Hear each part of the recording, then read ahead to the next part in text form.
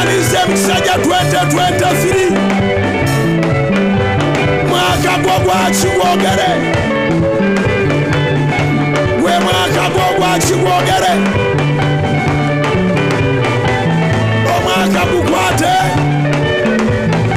mwaka gw'ogwaki gwogere mwaka gw'ogwaki gwogere langirya byogenda okukola mwaka guno gwe mwaka gw'ogw'okuzimba gwe mwaka ogw'okuva mu bwavu gwe mwaka obutadda mu mabanja gwe mwaka ogw'okuzaala abalongo gwe mwaka ogw'okulinnya nyonyi gwe mwaka mulangiri omwaka nga twakaguyingira langiri omwaka nga twakaguyingira langiri omwaka nga twakaguyingira langiri omwaka nga twakaguyingira langiri omwaka nga twakaguyingira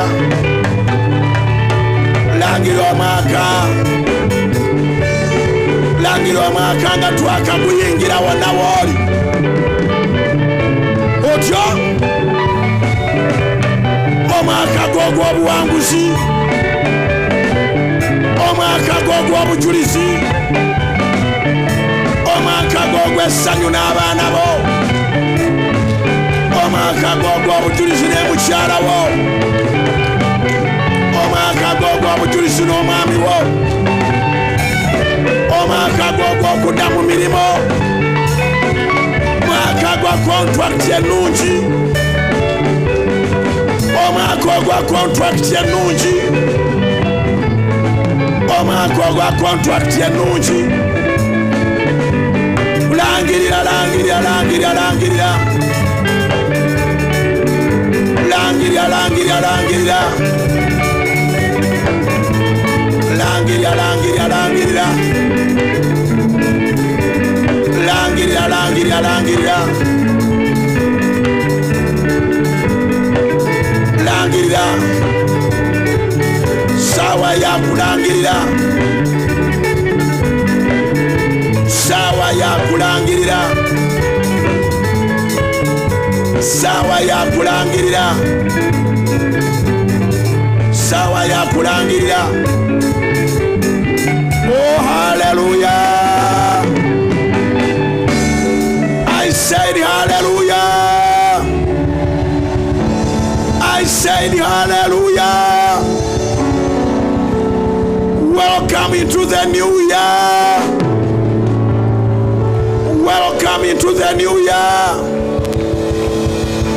Jayo vision book yo juwanike netala yo vision book yo vision book yo. Lift up your vision books. You may want to open it, you may want to pray when it is closed. It is up to you, but let us have a whole hour dedicating our visions to the Almighty God, to the Most High God. Yimusa vision book yo, yimusetala yo, byomanyi mutwe bya watadde mu vision book byogere ne Mukama, yogera ne Katonda, yogera ne Katonda. Omukyala yimusa vision book yo, omwami yimusa vision book yo. Buli omu bw'aba n'okwolesebwa ge maka agakulaakulana, omwana yimusa vision book yo, yanjuluza ekitabo kyo kiteeke waggulu. Mugambe taata saleetedde muntu wano, naleetedde gwe. Mugambe taata saleetedde muntu wano, naleetedde gwe. Yimusa ekitabo kyo mubuulire ennamba emu bulamu. Tewali kukola nsobi, nnamba emu bubeera bulamu. Tewali kukola nsobi, nnamba emu bubeera bulamu. buli babwe butinga tukunganye nate buli babwe butinga tukunganye ng'omwaka guno gwennyini nga tugutuusiza mu 31st December. May the Lord keep you alive to see his goodness in the land of the living.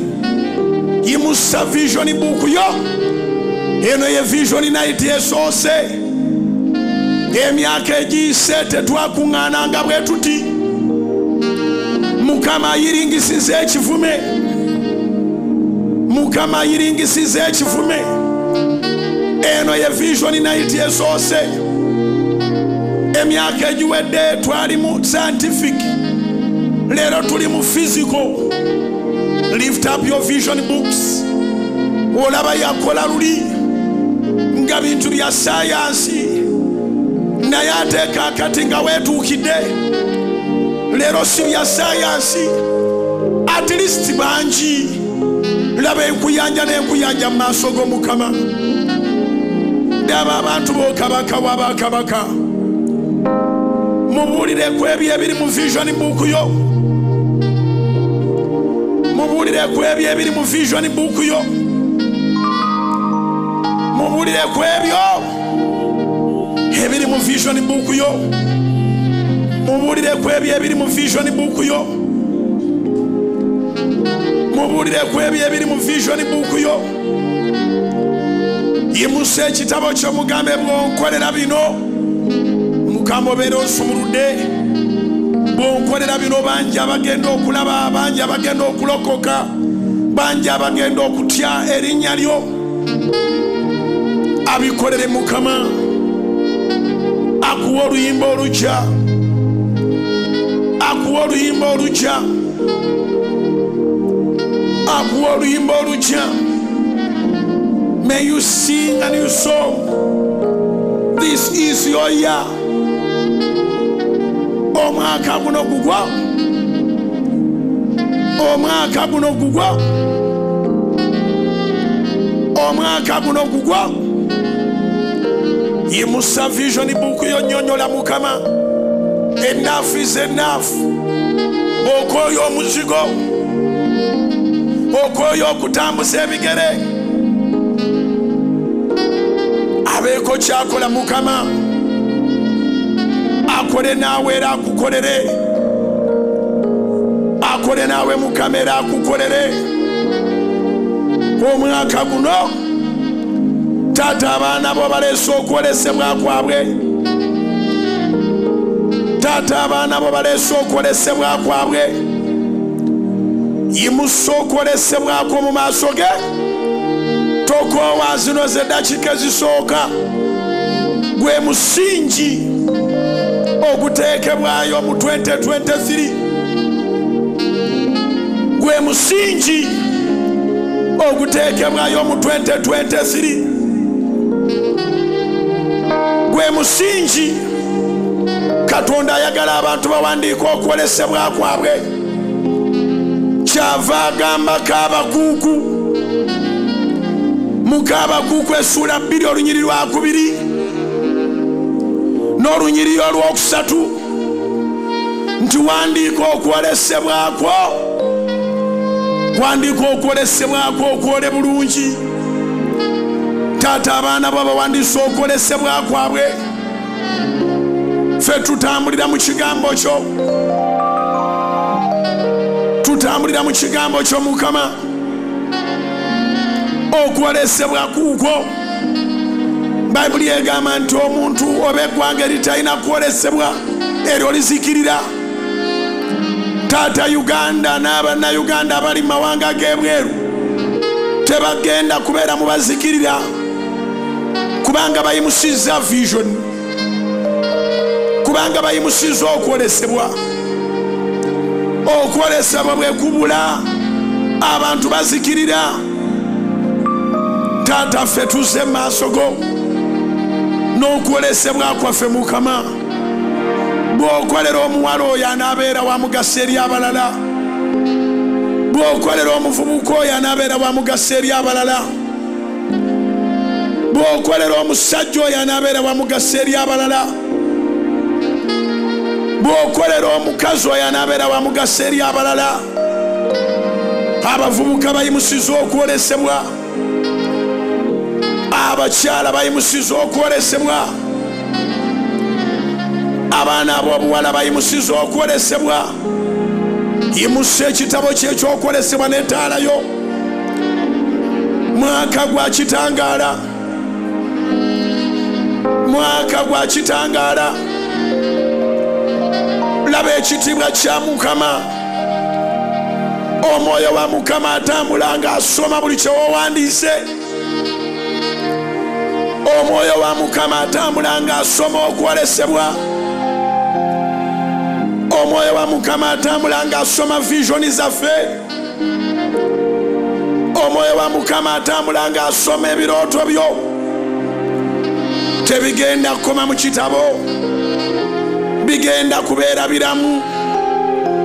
Tebigenda kukoma mu kitabo, bigenda kubanga bikwatikako. Tebigenda kukoma mu kitabo, bigenda kuyimirira ku ttaka. Tebigenda kukoma mu kitabo, bigenda kubeera tangible. In the mighty name of Jesus. Yimusa vision yo. Ku mulundi guno Mukama mugambe ebeere tangible. Emyaka egiwedde gyatusumbuwasumbuwamu, naye guno ndaba ekitangaala. Guno ndaba ekitangaala. Guno ndaba ekitangaala. Yimusa ettaala yo n'okwolesebwako. Abali mu mayumba tuli wamu, abali ku Soloti FM ku bugazi bw'eggwanga lino tuli wamu, abali ku Soloti TV ku bugazi bw'eggwanga lino tuli wamu, abali ku Soloti Media app emitala w'amayanja ne kuno tuli wamu, abali ku YouTube ne kuno tuli wamu, abali ku Facebook ya Soloti ne kuno tuli wamu.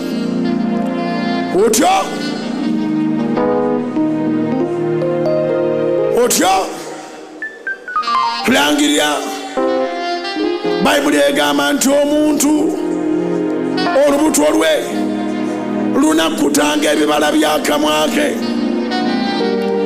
Proverbs chapter 18 verse 20, the Bible says that a man's stomach shall be filled with his words. A man's stomach shall be satisfied with the words of his mouth. Engero 18:20. Bayibuli egamba nti olubuto lw'omuntu lunakutanga ebibala by'akamwa ke. Langirira, yogera ebigambo ebirungi. Langirira, yogera ebigambo eby'obulamu. Langirira, yogera ebigambo eby'obuwanguzi. Langirira, yogera ebigambo eby'obujulisi. Kasita osoosayo ebigambo ebyo omwaka oli ne bw'aloga abaamala budde. Langirira, agaziya ensalo zo, agaziya ensalo zo Mukama, agaziya ensalo zo. Ekyo ekirooto kyo, ebyo ebirooto byo biyimuse. Aleeta abasajja n'abakazi abayimirira naawe. Time ya kuyita divine connections. Time ya kuyita divine connections. Emikwano egikugattako,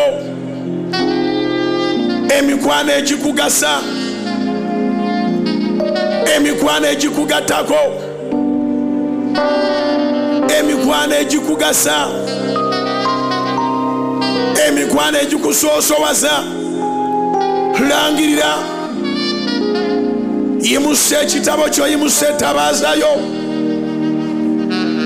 Bayibuli egamba nti abakazi bali 10 naye 5 ne babeera basiru. Ettaala zaabwe ne zizikira kubanga beebaka mu kaseera ak'okulinda omugole. Abange tewali kwebaka, n'abali mu mayumba tewali kwebaka, abali ku Soloti Media tewali kwebaka. langirira olubuto lw'omuntu lukuta ebibala by'akamwa ke. Engero 18 olunyiriri olwa 20. Bayibuli egamba nti olubuto lw'omuntu lunakutanga ebibala by'akamwa ke. Guno gwe mwaka gwo gulewo bizinesi endala. Guno gwe mwaka gwo oteekewo edduuka abantu lye batalabangako. Langirira.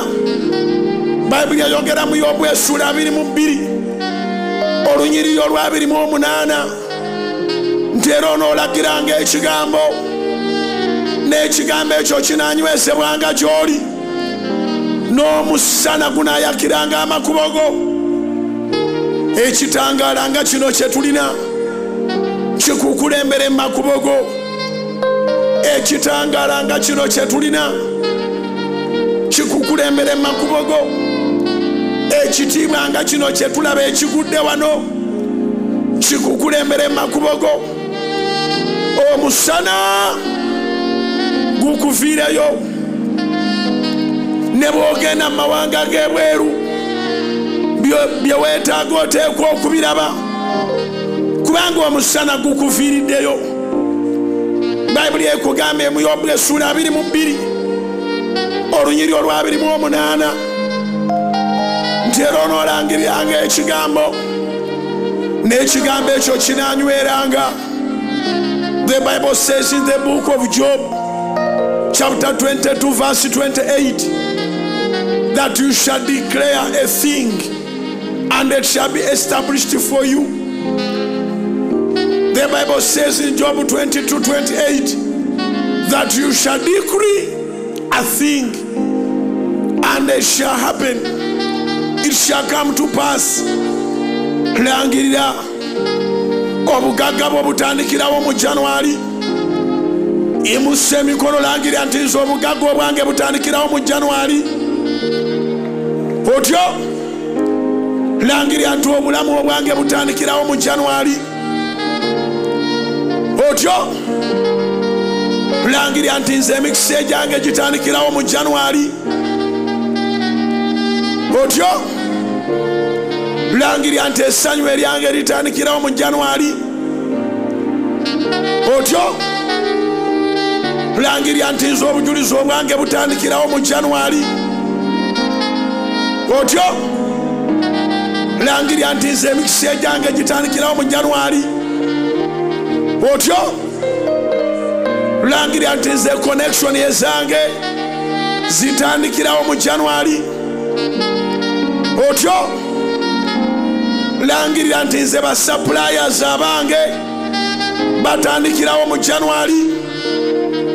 Otyo langirira nti nze ba customers abange batandikirawo mu January. Otyo langirira omukisa ogwo ogukulondoola from the beginning of the year up to the end. The blessings that follow you from January to December, the blessings that accompanies your life from January to December. Declare and decree. Declare and decree. Declare and decree. Declare and decree. Otyo omukisa ogwo ogulondoola onoogendanga nagwo ne bw'obeera ku bigere onoobanga n'omukisa ogulondoola ne bw'onooba ku kagaali onoobanga n'omukisa ogulondoola ne bw'onoobeera ku pikipiki. Yimusa ebintu byo, yimusa vision yo, yimusa vision yo, yimusa etabaazayo, etabaazayo obulamu bwo tezikirenga. Kyekigambo kya Katonda mu bulamu bwo. Yambala amafuta ag'omwaka omujja. Yambala amafuta ag'omwaka omujja. Yimusa ebintu byo, yimusa emikono, langirira amafuta. Dawudi agamba nti Mukama nfuseeko amafuta ku mutwe n'ekikompe kyange kiyiwa. Langirira amafuta ago, langirira amafuta ago. Taata nolwe lukuŋŋaana namba 7, luno lwe lukuŋŋaana namba 7, and the 7 is a number of perfection. Abakazi n'abasajja abali wano nga bayimusa okwolesebwa kwabwe, may you perfect those visions. Abasajja n'abakazi abali ku radio, abali ku Soloti TV, abali ku social media app emitala w'amayanja, abali ku YouTube, abali ku Facebook ya Soloti, abagambye tetugenda kwebaka, abali mawanga ga Buwarabu abagambye tetugenda kwebaka, abali mawanga ga Europe abagambye tetugenda kwebaka, abali mawanga ga Asia abagambye tetugenda kwebaka, abali mu Australia abagambye tetugenda kwebaka, abali mu USA abagambye tetugenda kwebaka, abali e Canada abagambye tetugenda kwebaka, abali mu Latin America abagambye tetugenda kwebaka, abali e South Africa abagambye tetugenda kwebaka, abali mu Southern Sahara yonna abagambye tetugenda kwebaka, abali mu Eastern and Central region abagambye tetugenda kwebaka, abali mu West Africa abagambye tetugenda kwebaka. Yimusa ebintu byo, yimusa vision book yo, yogera ne Katonda one on one, one on one, one on one, one on one, one on one, one on one, one on one. Buli omu alina kye weetaaga maaso ga Mukama. Bwe tusaba awulira, bwe tusaba addamu essaala, singa alitaddamu ssaala tetwandikuŋŋaanye mu bungi bwe buti. Naye guno si gwe gusoose, si gwakubiri, si gwakusatu, si gwakuna, si mirundi 10 nga tubeera bangi bwe tuti. Naye ekitukomyangawo bulijjo kubanga bwe tusaba awulira. Yimusa ebintu by'osaba. Promotion, promotion, promotion, promotion. Otyo promotion. Vision book yo kansubire watadde mu promotion, neyekozesa emirimu nga gigyo, era naawe ofuna promotion nga bakasitoma beeyongedde, sente z'okola nga zeeyongedde. Saba okweyongera waggulu, weeyongeddeko omwaka gujje n'omukisa, weeyongeddeko omwaka gujje n'omukisa.